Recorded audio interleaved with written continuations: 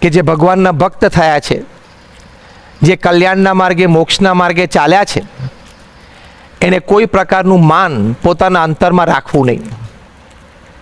કારણ કે માન છે એ આપણા અનેક પ્રકારના કામ બગાડે છે. કલ્યાણના માર્ગમાં તો એ વિઘ્નરૂપ છે જ, અને વ્યવહાર માર્ગમાં પણ અતિશય વિઘ્નરૂપ છે. જે વાત ભગવાન સ્વામિનારાયણે વડતાલના 11મા વચનામૃતમાં કરી છે. ભગવાન સ્વામિનારાયણે કહ્યું કે ભગવાન અને ભગવાનના ભક્ત સંગાથે કોઈ પણ પ્રકારનું માન રાખવું નહીં. કારણ કે માન છે એ ક્રોધ, ઈર્ષા, મત્સર અને દ્રોહ એનો આધાર છે. અને જે માની હોય એની ભક્તિ પણ આસુરી કહેવાય. આ વાત ભગવાન સ્વામિનારાયણે વડતાલના 11મા વચનામૃતમાં કરી છે કે માન છે એના આધારે ક્રોધ, ઈર્ષા, મત્સર બધા રહ્યા છે. અને આપણે વ્યવહાર માર્ગમાં પણ આ જોઈએ છીએ, અને સત્સંગ એટલે કે કલ્યાણના માર્ગે પણ આપણે આ જોઈએ છીએ, પ્રત્યક્ષ દેખાય છે. તમે જો આપણા પરિવારમાં કોઈ માની વ્યક્તિ હોય કે જેને માનની બહુ અપેક્ષા રહેતી હોય, હું શ્રેષ્ઠ છું, હું બુદ્ધિશાળી છું, મારો અભિપ્રાય જ સારામાં સારો છે, મારો અનુભવ વિશેષ છે, એવા પ્રકારનું માન અંતરમાં રહેતું હોય, એને લઈને એમને સતત અપેક્ષા રહ્યા કરે. પણ આપણે જાણીએ છીએ કે પારિવારિક જીવનમાં, સામાજિક વ્યવહારિક જીવનમાં દરેક પ્રસંગે, દરેક સમયે કોઈ એક વ્યક્તિને તો કાયમ માન મળવું શક્ય જ નથી. કારણ કે બધા બુદ્ધિશાળી છે, બધાને પોતપોતાના વિચારો છે. એટલે એનું માન ન પોસાય એટલે ક્રોધિત થઈ જાય. અને ક્રોધમાં એટલે કે આવેશમાં શું થઈ શકે છે એનો અંદાજ રહેતો નથી. આપણે જોઈએ છે કે વ્યવહાર માર્ગમાં તો કામમાંથી એટલે કે આ માનમાંથી ક્રોધ ઉપજે તો એ ક્રોધ થકી પછી કેવા અનર્થો સર્જાય છે. બાપ અને બેટા વચ્ચે, બેટો નોકરી ધંધામાં જોડાઈ ગયા હોય, પછી ફેમિલી બિઝનેસમાં મતભેદ ઊભા થાય, ક્રોધિત પ્રકૃતિ હોય તો મનભેદ થઈ જાય, કોર્ટ કેસીસ થાય. આજે 2-2, 3-3, 4-4 પેઢીથી ઘણા બધા ફેમિલી બિઝનેસીસ એવા છે કે જેમાં આ વિખવાદો થયા છે માન અને ક્રોધને લઈને. અને આજની પેઢીમાં તો એ જ ફેમિલીમાં ઘણા બધા પરિવારજનો એવા છે કે જેની અડધી પોણી જિંદગી કોર્ટના ચક્કરમાં જ પૂરી થઈ જાય છે. તો આવી પરિસ્થિતિનું નિર્માણ થાય છે. ભાઈ વચ્ચે ઝઘડા શરૂ થાય, કોર્ટ કેસીસ થાય, સાસુ વહુ વચ્ચેના પ્રશ્નો એ માનના આધારે જ રહેલા છે કે મને પૂછવું જોઈએ, મને કહીને કરવું જોઈએ, મને આ વાત જણાવી નહીં. નાની બાબતમાં આવા બધા પ્રશ્નો ઊભા થઈ જાય છે. એટલે ભગવાન સ્વામિનારાયણે જે વાત કરી એ વાત સાચી છે કે માનના આધારે આ ક્રોધ અને ઈર્ષા, મત્સર અને દ્રોહ એ બધું રહેલું છે. અને તમે જો વ્યવહારમાં પણ, નોકરી ધંધા વેપારમાં પણ આ બધા પ્રશ્નો ઘણા બધા સર્જાય છે. એટલે વ્યવહાર માર્ગમાં પણ અતિશય વિઘ્નરૂપ છે. આપણે જાણીએ કે આપણે બુદ્ધિશાળી છીએ, હોશિયાર છીએ, પણ આપણને બધાને અનુભવ છે. અંગ્રેજીમાં એક કહેવત છે કે every third person besides you is more intelligent, more talented, more wise than you in some or the other way. જે હકીકત છે કે આપણાથી ત્રીજી જ વ્યક્તિ એ આપણા કરતાં કંઈક વધારે બુદ્ધિશાળી, કંઈક વધારે આવડતવાળી, કંઈક વધારે શાણપણે યુક્ત કોઈને કોઈ ક્ષેત્રમાં તો છે જ. આ વિચારે તો પણ માણસને એક અંતરદ્રષ્ટિ રહે કે માન રાખવું યોગ્ય નથી. અને આ સમગ્ર સૃષ્ટિમાં જો we are not even a speck of the dust, એક રચકણ પણ એ જેટલી પણ આપણી કિંમત નથી. પણ આપણને આ વિચાર આવવો તો અઘરો છે, પણ આવે છતાં પણ આપણને માનમાં જે આનંદ આવે છે. યોગીજી મહારાજ કહેતા કે 32 પકવાનનું ભોજન હોય ને જે જમતી વખતે આનંદ આવે એના કરતાં પણ વિશેષ આનંદ જ્યારે માન પોસાય ત્યારે આવે. આપણા વખાણ થતા હોય, પછી આપણે યોગ્ય હોય ના હોઈએ એની પણ અંતરદ્રષ્ટિ ન રહે, પણ વખાણ થતા હોય એટલે આપણને આનંદ આવ્યા કરે. શ્રીજી મહારાજે આ વાત મધ્યના 41મા વચનામૃતમાં કરી છે. ભગવાન સ્વામિનારાયણે કહ્યું કે આ જીવને માનમાંથી જેવો સ્વાદ આવે છે એવો તો કોઈ પદાર્થમાંથી નથી આવતો. અને કઈ કક્ષાનું માન લોકોને હોય છે. તમે જુઓ, આવા અહમી વ્યક્તિ હોય ને એનું માન એટલે કે અહંકારની ઈચ્છા એ આ બ્રહ્માંડમાં સમાય નહીં ને એટલી હોય છે. રીડર્સ ડાયજેસ્ટે વર્ષો પહેલાં એક આર્ટિકલ લખેલો, બહુ સુંદર મનન એ આર્ટિકલમાં હતું.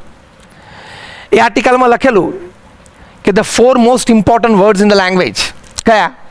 તો કે may I help you, the 3 most important words how are you, the 2 most important words thank you, and the 1 most important word you or we. પછી છેલ્લે લખેલું the 1 least important word I, હું. એટલે શાણપણાથી, વિચારથી પણ સજ્જન લોકો માને છે કે આપણો અહમ, આપણું માન ઓછું હોવું જોઈએ.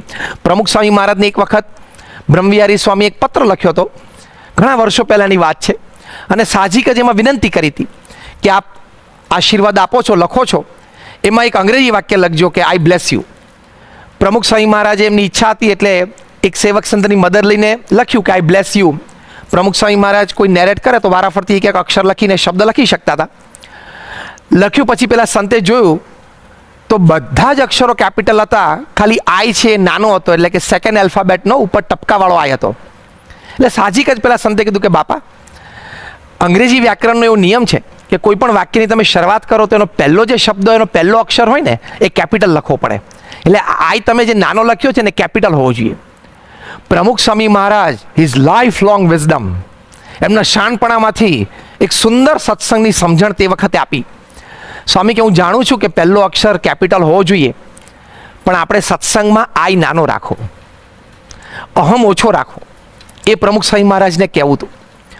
તો જો ભગવાન સ્વામિનારાયણ આપણને આ વાત કરી છે, ગુણાતીત સત્પુરુષોએ આપણને આ વાત કરી છે કે આપણે આપણા જીવનમાં આય ઓછો રાખવો અને નાનો રાખવો, તો આપણને જીવનમાં ઘણી બધી ઉપલબ્ધિ, ઘણી બધી પ્રગતિ વ્યવહારિક માર્ગે અને આધ્યાત્મિક માર્ગે એ થઈ શકે છે. એટલે એક શાણપણાનો વિચાર છે એ આપણે રાખીએ તો પણ આપણું ધીમે ધીમે માન ઓછું થાય. હેરી એસ ટ્રુમેન અમેરિકાના પ્રેસિડેન્ટ બન્યા ત્યારે એમણે પ્રથમ પ્રેસિડેન્શિયલ સ્પીચમાં બહુ જ સુંદર વાત કરી. એમણે કહ્યું કે when you become the president of America, you get the 21 gun salute and all other kinds of respects, but at that time you have to think that this salute, this respect is not for the president but for the presidency. કેટલો સુંદર વિચાર છે. આવા વિચારથી પણ આપણે ધીમે ધીમે એ માન ઉપર આપણો કાબુ રાખી શકીએ છીએ. એમણે કહ્યું કે આ સન્માન તો પ્રમુખ પદને છે, પ્રમુખને નથી. જો આ શાણપણાનો વિચાર છે, શાણી વ્યક્તિઓના હૃદયમાં આ વિચાર સ્થિર હોય છે. પ્રમુખ સ્વામી મહારાજને જ્યારે 1950 21મી મે એમના ગુરુ શાસ્ત્રીજી મહારાજે પ્રમુખ પદ આપ્યું, આ BAPA સંસ્થાને પ્રમુખ બન્યા, એ જ દિવસે એ સમારંભમાં આવેલા બધા ભક્તો એ ભોજન કરીને વિદાય થયા. પ્રમુખ સ્વામી મહારાજ રસોડામાં ગયા, ભોજન કરવા માટે જોયું બધા એઠા વાસણો પડ્યા છે. એમણે વાસણ ઉટકી નાખ્યા, એમને પ્રમુખ પદનું માન ના આવ્યું. 1948ની સાલમાં જ્યારે એમની 68મી જન્મજયંતિ યોગીજી મહારાજે ઉજવી ત્યારે એ પ્રવચનમાં બોલ્યા કે આ વાત મને તો યોગ્ય જ નથી લાગી. જ્યાં સુધી યોગીજી મહારાજ બિરાજમાન છે ત્યાં સુધી બીજો વિચાર જ ન થવો જોઈએ. જો એમની જન્મજયંતિ ઉજવાય છે, એમને માન નથી આવતું. જે વ્યક્તિને પ્રમુખ બનાવે એ દિવસે એ વાસણ ઉટકી શકતી હોય, એમની પ્રથમ જન્મજયંતિ ઉજવાય તે દિવસે એ વ્યક્તિ પોતાના ગુરુને જ આગળ કરી શકતા હોય અને પોતાના પ્રસંગ ગમ્યો નથી એવું સ્પષ્ટ કહી શકતા હોય. લંડનમાં સુવર્ણતોલા ઉજવાય ને આજે નહીં, આજથી 35 વર્ષ પહેલાં 85ની સાલમાં ત્યારે નમ્રતાથી આ શબ્દો એમના હૃદયમાંથી બહાર આવતા હોય, ત્યારે સમજવું કે વ્યક્તિને કોઈ પણ પ્રસંગે કોઈ પણ દરજ્જાનું માન મળે છે, એ વ્યક્તિને માન સ્પર્શી શકતું નથી. તો આવા વિચારો, આવા પ્રસંગો આપણા ગુરુહરિના એ આપણે વારે વારે મનન કરીએ તો આપણને ખ્યાલ આવે કે આપણે પણ જ્યારે જ્યારે કોઈ આવો પ્રસંગ વ્યવહારિક રીતે પણ આપણને બનતો હોય ત્યારે આપણે માન રહિત વર્તી શકીએ છીએ. આ વિચારની બહુ કિંમત છે. અને ભગવાન સ્વામીને લખ્યું કે જેને કલ્યાણને ઈચ્છવું, એટલે કે જે મોક્ષ માર્ગે ચાલ્યા છે, જેને આત્યંતિક કલ્યાણ જોઈએ છે, એને સેવા ભક્તિ કરતાં કરતાં કોઈ પણ પ્રકારનો અધિકાર મળે, સત્તા મળે, પણ એનું માન આવવા દેવું નહીં. અને જો માન આવ્યું તો પડતી શક્ય છે. શેખજીને માન આવ્યું, આપણે પ્રસંગ જાણીએ છીએ. ભગવાને એમને અધિકાર આપ્યો, ભગવાને એમને ઐશ્વર્ય આપ્યું, તે સત્સંગમાંથી પાછા પડી ગયા. કોણ? સહજાનંદ. પછી તો ભગવાનની કૃપા થઈ અને એ પણ એમને અંતરદ્રષ્ટિ થઈને નિર્માણની પણ વર્ત્યા અને ભગવાને એમને પાછા સત્સંગમાં લીધા. પણ જો માનથી સત્સંગમાં મોટો ધક્કો લાગી ગયો, પૂર્ણાનંદ સ્વામીને આસન ન મળ્યું અને સત્સંગમાંથી ધક્કો લાગી ગયો અને કલ્યાણના માર્ગથી વિચલિત થઈ ગયા. પવિત્રાનંદ સ્વામીને આણંદમાં સંધ્યા આરતી સમયે પોતાના ઈચ્છા પ્રમાણે ધૂન ન થઈ તો માન ઘવાયું અને ડિસ્ટર્બ થઈ ગયા અને સત્સંગમાંથી એકદમ આમ ધક્કો લાગી ગયો. પછી તો અંતરદ્રષ્ટિ થઈ અને નિર્માણીપણે વર્ત્યા અને ભગતજી મહારાજની કથા વાર્તા સાંભળી અને પાછા સ્થિર થયા. તમે જો અલયા ખાચરને માનભંગ થયો, ભગવાન એક ચરિત્ર કહ્યું અને સત્સંગમાંથી જતા રહ્યા અને કલ્યાણમાં વિઘ્ન થયું. નિર્વિકલ્પાનંદ સ્વામીને મુક્તાનંદ સ્વામીની મોટપ અને પ્રશંસા સહન ન થઈ, વડોદરામાં સભા જીતીને આવ્યા ને અને એ સત્સંગમાંથી વિમુખ થયા. તો જો આવા કેટલા બધા પ્રસંગો બન્યા છે કે જે ભક્ત એ સેવા ભક્તિના માર્ગે ચાલતા ચાલતા પણ જો માનને આધીન થઈ જાય, માનમાં એને સ્વાદ આવવા માંડે, તો એને પણ કલ્યાણના માર્ગમાં બહુ જ મોટું વિઘ્ન આવીને ઊભું રહ્યું છે એ આપણને સાક્ષાત દેખાય છે. માટે ભગવાન સ્વામિનારાયણે કહ્યું છે કે જે કલ્યાણના માર્ગે ચાલ્યો એને કોઈ પણ પ્રકારનું માન એ અંતરમાં આવવા દેવું નહીં. માન રહિત વર્તવાનો વિચાર, માન રહિત વર્તવાની ક્રિયા, એનું સતત અનુસંધાન રાખીને એ માર્ગે ચાલવાનો હંમેશા પ્રયત્ન કરો. એટલે આ ખૂબ જરૂરી છે. હવે આપણે જાણીએ છીએ કે માન તો દરેક વ્યક્તિમાં હોય, એ અનાદિ દોષ છે અને વ્યક્ત પણ થતો હોય. તે માનને ટાળવું કેવી રીતે?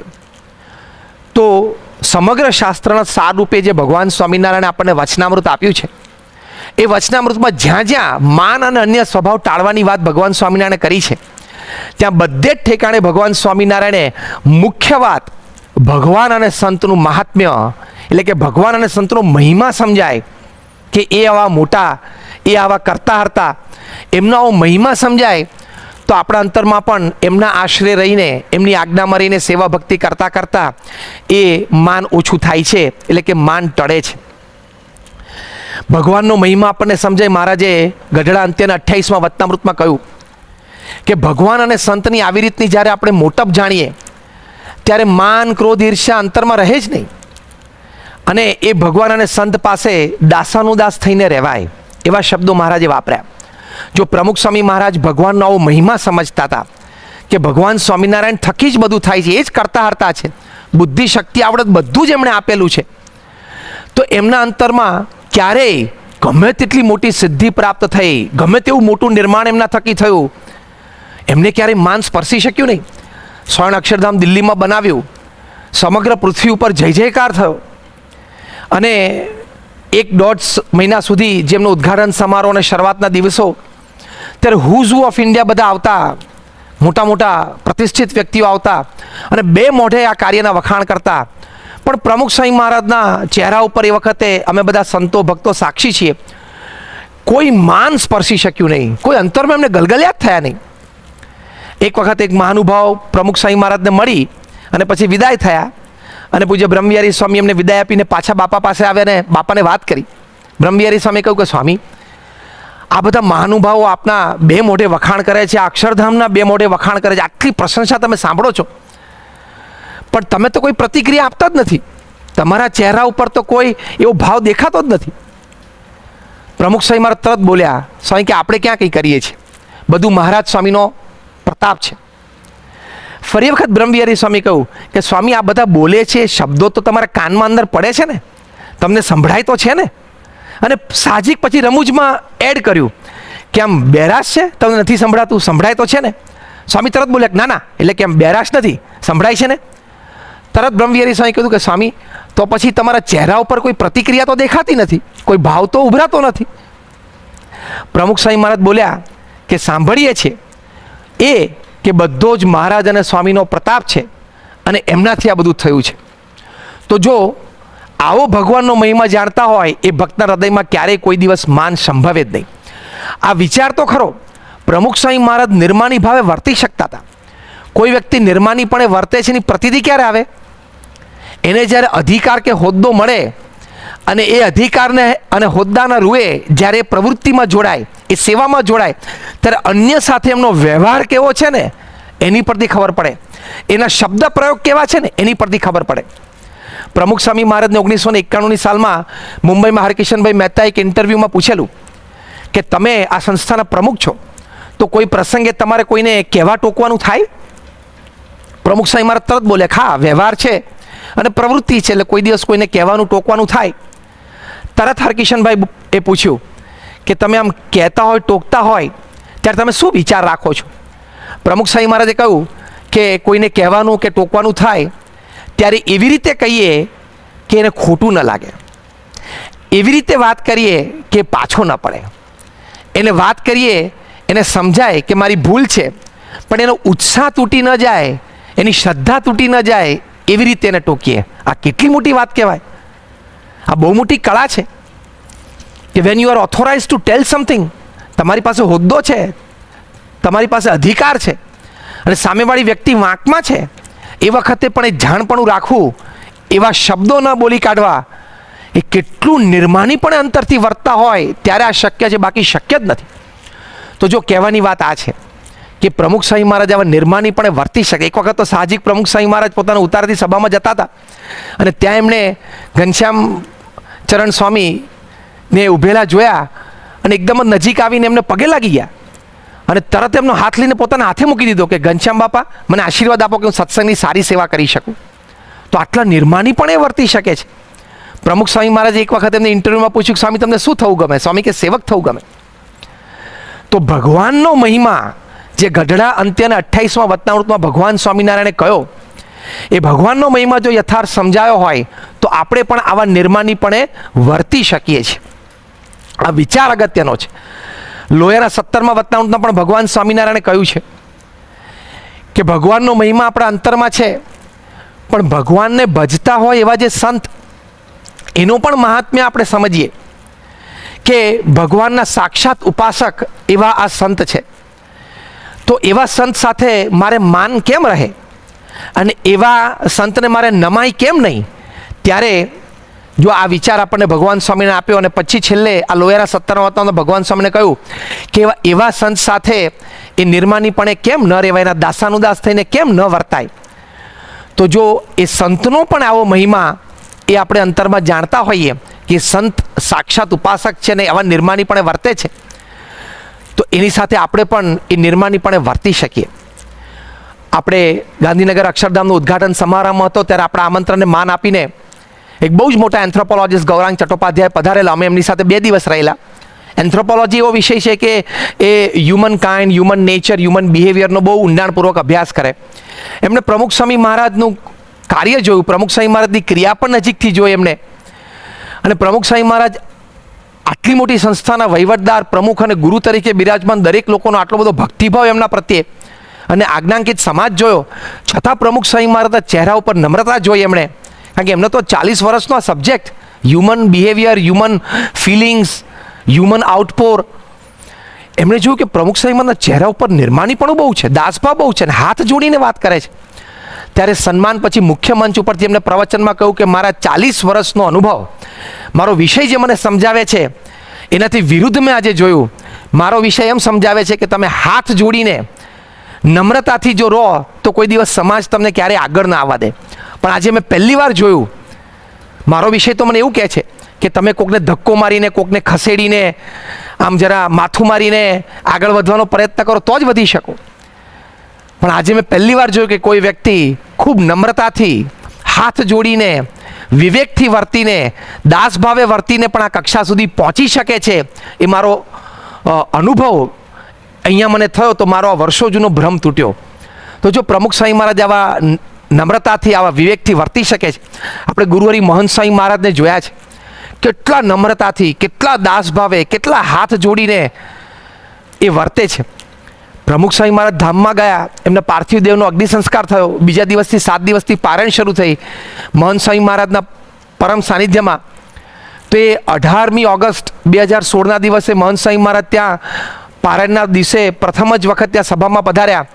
તો જ્યાં નિત્ય બેસતા હતા, જ્યાં સદગુરુ સંતોના આસન હતા, ત્યાં બેસવા માટે ગયા. શ્રુતિપ્રિય સ્વામી દોડીને કીધું કે સ્વામી, તમે હવે ગુરુ છો, આ મધ્ય આસન તમારા માટે છે, તમારે અહીંયા બેસવાનું હોય. ત્યારે સેવક સંતનો આગ્રહ એ જોઈને પછી સભામાં પણ બધાનો આગ્રહ જોઈને એ ગુરુ આસને બિરાજ્યા. એમને જાણપણું જ નહોતું કે હું ગુરુ છું. આપણે બધાને અનુભવ છે કે મહંત સ્વામી મહારાજ આપણને ફોન ઉપર આશીર્વાદ આપે તો કેવા વાક્ય બોલે છે, શું શબ્દ બોલે છે? મહંત સ્વામી મહારાજ કેમ એવું બોલે કે પ્રમુખ સ્વામી મહારાજના આશીર્વાદ છે અને અમારી પ્રાર્થના છે, આ જ શબ્દો. એટલે પોતે ગુરુપદે બિરાજમાન છે છતાં પ્રમુખ સ્વામી મહારાજના આશીર્વાદ છે, અમારી પ્રાર્થના છે, એવા જ શબ્દો એમના અંતરમાંથી નીકળે છે. પછી ભગવાન સ્વામિનારાયણ આગળ કહે છે કે અને ગરીબ સત્સંગી હોય તેના પણ દાસાનુદાસ થઈને રહેવું, એ ઉપદેશ આપણને આપે છે. એટલે આપણને એમ લાગતું હોય કે આપણે બુદ્ધિશાળી છીએ, હોશિયાર છે, પણ કદાચ સત્સંગમાં આપણી આ સાથે સેવા કરતા હોય એવા હરિભક્તો આપણા કરતાં ઓછું ભણેલા હોય, ઓછા બુદ્ધિશાળી હોય, ઓછા આવડતવાળા હોય, છતાંય ભગવાનના ઉપાસક છે, ભગવાનના ભક્ત છે, આપણા જ ગુરુના શિષ્ય છે, એ ભાવથી એની સાથે નમ્રતાથી રહીએ, વિવેકથી રહીએ, નિર્માનીપણે રહીએ, એ વાત, એ શીખ આપણને ભગવાન સ્વામિનારાયણના વચનામૃતમાં આપે છે. નિર્માનીપણે રહેવાની વાત આપણને અહીંયા કરે છે. તમે જો આપણા ગુરુ પરંપરામાં બધા આવા નિર્માનીપણે વર્ત્યા છે અને ભક્તો પણ એવા નિર્માનીપણે વર્ત્યા છે. ભગવાન સ્વામિનારાયણ એક વખત ભર સભામાં ગઢડામાં વારાફરતી હરિભક્તોને પૂછવા માંડ્યું કે આ દાદા ખાચરના ગોલા કોણ થશે, એટલે કે એના સેવક, એને ત્યાં મજૂરી કોણ કરશે એમના ખેતરમાં. ત્યારે બધાને એમ થયું કે હું પોતે મોટો ખેડૂત છું, હું કોઈ ગામનો દરબાર છું, એટલે કે રાજા છું, હું કેવી રીતે દાદા ખાચરનો ગોલો થઈ શકું? અને ઘણાએ તો એવું કીધું કે મારે તમારા ગોલા થઈએ, પણ દાદા ખાચરના ગોલા થવામાં. ત્યારે ભગવાન સ્વામિનારાયણ પૂછવાનું ચાલુ રાખતા એમાં પર્વતભાઈ આવ્યા અને ભગવાન સ્વામી એમને પણ પૂછ્યું કે દાદા ખાચરના ગોલા થશો? પર્વતભાઈ તરત હા પાડી દીધી. અને રાજાના પણ ઘણી વખત અપમાન સહન કર્યા છે, તો આ તમારી આજ્ઞાથી તમારા આવા આદર્શ ભક્ત એના ગોલા થઈને રહેશું. અને એના ગોલા થઈને પર્વતભાઈ વર્ષો સુધી રહ્યા. તો આ વાત ભગવાન સ્વામી આપણને શીખવાડે છે. કદાચ આવી પરિસ્થિતિ તો આજની પરિસ્થિતિઓમાં આપણા કોઈના જીવનમાં નિર્માણ થવાની નથી, પણ જે પણ ઉત્સવ સમયમાં આપણે વિભાગમાં કંઈક સેવા કરતા હોય ત્યારે કોઈ ભગવાનના ભક્ત હોય, એને હાથ નીચે રહીને સેવા કરવાની થાય, એ આપણા કરતાં સત્સંગમાં જુનિયર હોય, પર્વતભાઈ જેટલું ન બને પણ નાનો પ્રસંગ બની જાય કે આપણા કરતાં જુનિયર હોય, સત્સંગમાં નવા આવ્યા હોય, છતાં એને આગળ કર્યા હોય, એ કોઈ વિભાગના હેડ હોય, એમના હાથ નીચે સેવા કરવાની હોય, તો સેવા કરતાં કરતાં વારાઘડી એવું ન બોલું કે અમે તો જૂના છીએ ને અમે તો આ જોયું છે ને અમે આ કરેલું છે ને તમને આવડતું નથી ને તમે નવા છો ને. એ વખતે આ પર્વતભાઈનો પ્રસંગ યાદ રહે અને નિર્માનીપણે સેવા થઈ જાય તો એ આપણને આ અંત્યના બારની આ વાત એ સિદ્ધ થઈ કહેવાય કે હરિભક્તના પણ દાસાનું દાસ થઈને વર્તાય. પ્રમુખ સ્વામી મહારાજ ધામમાં પધાર્યા, અગ્નિ સંસ્કાર થઈ ગયો, બીજા જ દિવસનો આ પ્રસંગ 18/8/2016 મહંત સ્વામી મહારાજ સભામાં પધાર્યા અને પછી ત્યાં આસને બિરાજમાન થયા. અને જે હરિભક્તોએ પારાયણની યજમાન પદની સેવા કરેલી એ બધાના નામ ઉલ્લેખ થયા અને બધા મંચ ઉપર આવતા હતા મહંત સ્વામી મહારાજના ચરણ સ્પર્શ આશીર્વાદ માટે. પણ સંખ્યા જરા વધારે હતી એટલે સંતો જરા એમને ઉતાવળ કરાવતા હતા કે ચલો જલ્દી ચાલો એમ. મહંત સ્વામી મહારાજને આ ગમ્યું નહીં, પણ હવે સંખ્યા વધારે હતી ને વ્યવસ્થાપકો વ્યવસ્થા કરતા હતા. આશીર્વાદના સમય આવ્યો. આશીર્વાદમાં પહેલું જ વાક્ય મહંત સ્વામી મહારાજ હાથ જોડીને સર્વે હરિભક્તોને દાસ ભાવે બોલ્યા કે અહીંયા મંચ ઉપર આવવામાં તમને જરા ઉતાવળ કરાવવામાં આવી, થોડો અવિવેક જેવું થયું હશે, તમે પણ થોડા દુભાયા હશો તો મને માફ કરજો. હાથ જોડીને ગુરુપદે પ્રથમ દિવસ, પ્રથમ સભા, અને એમણે બધા હરિભક્તોની હાથ જોડીને માફી માંગી અને બધા હરિભક્તો પણ ગળગળા થઈ ગયા. તો જો આવી રીતે જેમને માન ખપે છે, જે આ સંસ્થાના ગુરુપદે અને પ્રમુખ પદે છે, આ સંસ્થાના સર્વે સર્વા છે, વન મેન ફાઇનલ ઓથોરિટી છે, એવા મહંત સ્વામી મહારાજ પણ સભામાં બધા હરિભક્તોની હાથ જોડીને માફી માંગે છે. ત્યારે આ વાત અંત્યની 12મા વચનામૃતમાં કે હરિભક્તના દાસાનું દાસ થઈને રહેવું, એ વાત આપણને જોવા મળે છે. હવે આપણને પ્રેક્ટિકલી કેવી રીતે ખબર પડે કે આપણે દાસાનું દાસ પણ વર્તીએ છીએ? તો આપણે જ્યારે સેવા કરતા હોય ત્યારે આપણે આ કલમ યાદ રાખવી કે હું બધા સાથે હળી મળી શકું છું. બીજું, બધા સાથે પ્રેમથી વર્તી શકું છું. ત્રીજું, કોઈ પણ આયોજનમાં, કોઈ પણ સેવા વિભાગમાં સંતો ભક્તો હોય, દરેક સમયમાં કદાચ બદલાતા રહે, તો એની સાથે હું સેવા કરી શકું છું. તો આ નમ્ર ભાવે, પ્રેમથી, હળીમળીને સેવા થતી હોય બધા સાથે, તો સમજી લેવાનું કે આપણે દાસાનો દાસ ભાવે વર્તાય છે. આ સીધું લિટમસ ટેસ્ટ છે, સીધું આ લેબોરેટરી ટેસ્ટિંગ છે. આપણે આપણી જાતે જ આપણે આપણું પરીક્ષણ કરી શકીએ છીએ. અને ભગવાન સ્વામિનારાયણે પણ આ વિચાર આપણને દ્રઢ કરાવ્યો છે. ભગવાન સ્વામિનારાયણે ગઢડા પ્રથમના 58માં વચનામૃતમાં કહ્યું, એમાં પણ આપણને આ લિટમસ ટેસ્ટ શીખવાડી છે. ભગવાન સ્વામિનારાયણે શું કહ્યું કે અંતરમાં માન ટળે ભાવે રહે અને દેહે કરીને સર્વેને નમતો રહે. જો આપણે દેહે કરીને સર્વેને પ્રેમથી જય સ્વાણ કહી શકતા હોઈએ તો એ પણ દાસનું એક લક્ષણ છે. અને અંતરમાં માન ટળે ભાવે રહે એટલે શું? માન તો આવે, એનું જાણપણું રહે કે આ મને માન આવ્યું, અને એનું કેવી રીતે ટાળી શકું એનો એક વિચાર રહે, એ માન ટળે ભાવે રહે. એ ભગવાન સ્વામિનારાયણે કહ્યું. આ વાત બહુ જ અઘરી છે, આ કલમ સહેલી નથી, પણ આપણે માર્ગે ચાલ્યા છીએ તો ચોક્કસ એક દિવસ સિદ્ધ થશે. પણ એ વિચાર રાખવો પડે. વિચાર ન રાખીએ તો આજીવન સત્સંગમાં સેવા ભક્તિ કર્યા કરીએ પણ માન ટળે નહીં. એટલે વિચાર આ દ્રઢ રાખવાનો. જો મુનિ બાવાએ વિચાર રાખ્યો, પંચાળાનું 3જું વચનામૃત છે, એમાં મુનિ બાવાએ બ્રહ્માનંદ સ્વામીને પ્રશ્ન પૂછ્યો. મહારાજે આજ્ઞા કરી કે પરસ્પર પ્રશ્ન ઉત્તર કરો. એટલે મુનિ બાવાએ બ્રહ્માનંદ સ્વામીને પૂછ્યું કે સત્સંગ અને ભગવાનનો યોગ થયો છે, બીજા સર્વે દોષો ટળી ગયા છે, સત્સંગમાં રહેવાનો ખપ છે, તો પણ માનને ઈર્ષા કેમ રહી જાય છે? આ આધ્યાત્મિક માર્ગે બહુ જ મોટો પ્રશ્ન છે, અને ખૂબ વિચારશીલ વ્યક્તિને જ આ વિચાર આવી શકે. આ તો કેવું થયું, એક લૌકિક દ્રષ્ટિએ તમે વિચારો કે બેંકમાં 10 કરોડનું બેલેન્સ છે, ફિક્સ ડિપોઝિટ છે, દર મહિને બીજી 2 લાખ રૂપિયાની આવક છે, અને પોતાના નામે ફ્લેટ ને બંગલો છે, 2 ગાડી છે, છતાં રોજ સવારે એલ્યુમિનિયમનો વાટકો લઈને રેલવે સ્ટેશન ઉપર કેમ ભીખ માંગવા જવું પડે છે? હવે આવું બને? આવું શક્ય છે? આવું બન્યું? મુનિ બાવા કહે છે કે સત્સંગ અને ભગવાનનો યોગ છે, એટલે યોગનો મહિમા સમજ્યા છે, સંબંધનો મહિમા સમજ્યા છે. બીજું વાક્ય બોલ્યા, બીજા સર્વે દોષો ટળી ગયા છે. પોતાને પ્રતીતિ છે મુનિ બાવાને કે બીજા બધા દોષો મારે ટળી ગયા છે. ત્રીજું બોલ્યા કે સત્સંગમાં રહેવાનો ખપ છે. એનો મતલબ કે ઘણા માન અપમાનના પ્રસંગોમાંથી મુનિ બાવા પસાર થયા હશે, અને એમાં પણ એમનો ખપ જાગ્રત રહ્યો હશે, શ્રદ્ધા ટકી રહી હશે, એટલે પોતાના વિશે કોન્ફિડન્ટલી બોલી શક્યા કે સત્સંગમાં રહેવાનો ખપ છે. પણ પછી શું બોલ્યા કે તો પણ માનને ઈર્ષા કેમ રહી જાય છે? ત્યારે ભગવાન સ્વામિનારાયણે ઉત્તર આપ્યો. ભગવાન સ્વામિનારાયણે કહ્યું કે બુદ્ધિથી વિચારવું કે મારામાં અવગુણ છે અને મારામાં ગુણ છે, અને સત્સંગમાં રહ્યા થકા સેવા ભક્તિ કરતાં કરતાં અન્યમાં પણ જે ગુણ અને અવગુણ છે વિચારી રાખવા, સમજી રાખવા. પછી ભગવાન સ્વામીને શું કહ્યું? એને બુદ્ધિશાળી કહેવાય. અને ભગવાન સ્વામીને પછી કહ્યું કે એમ પોતાના અવગુણ વિચારી અને કેવા શબ્દો વાપર્યા કે એની ઉપર ચાડ રાખીને એને ટાળી નાખે એ બુદ્ધિશાળી. તે એવા બુદ્ધિશાળી આપણે થવાનું છે કે આપણે આપણા માનને ટાળી શકીએ. તે મહારાજે આપણને ત્યાં શીખવાડ્યું છે. અને માન ટળતું હોય ને એની પણ આપણને પ્રતીતિ આવતી જાય, એટલો આપણો સત્સંગ દિવ્ય છે. આપણને એમ થાય કે મારામાંથી માન ઓછું થઈ રહ્યું છે, મારું માન ટળે ભાવે છે, મારું માન જઈ રહ્યું છે.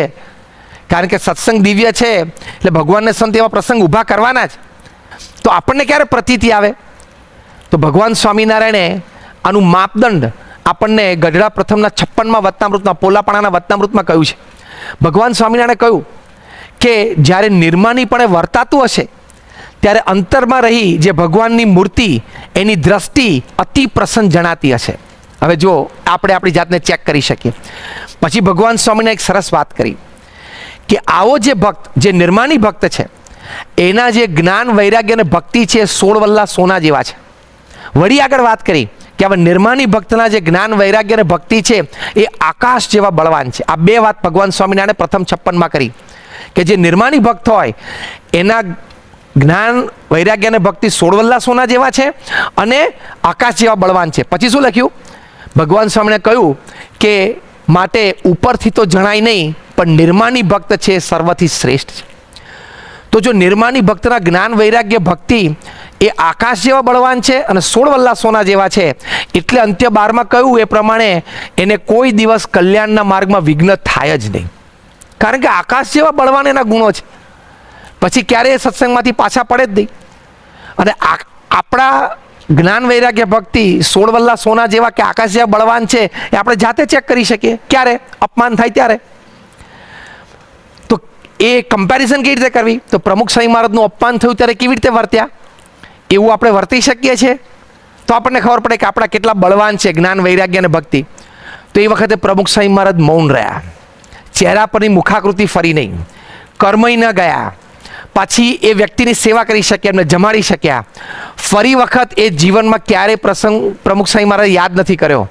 તો જો મોટા સંતોની આપણને આ શીખ છે, મોટા સંતો આવી રીતે વર્તે છે. આપણી સામે તો ગુણાતીત સત્પુરુષ પ્રમુખ સ્વામી મહારાજ અને મહંત સ્વામી મહારાજ સાક્ષાત એમનું સમગ્ર જીવન, એમના પ્રસંગો આપણી સમક્ષ છે, મહારાજનો ઉપદેશ છે, ભક્તોના વર્તનની વાતો છે. તો આપણે પણ મહારાજ સ્વામીને પ્રાર્થના કરીએ, આપણા ગુરુહરિ પ્રમુખ સ્વામી મહારાજ અને પ્રગટ ગુરુહરિ મહંત સ્વામી મહારાજના ચરણોમાં પ્રાર્થના કરીએ કે આપણને આ વિચાર દ્રઢ રહે, એ વિચારને વર્તનમાં મૂકવાની ક્ષમતા આપણામાં આવે, એ અભિગમ રહે અને નિર્માણીપણે સેવા ભક્તિ કરી શકીએ અને કલ્યાણમાં કોઈ વિઘ્ન ઊભું ન થાય અને આને આ દેહ આપણને અક્ષરધામની પ્રાપ્તિ થાય, એવી એમના ચરણોમાં પ્રાર્થના. ઇતિ વચનામૃતમ. એવી રીતે ગઢડા અંત્ય પ્રકરણનું 12મું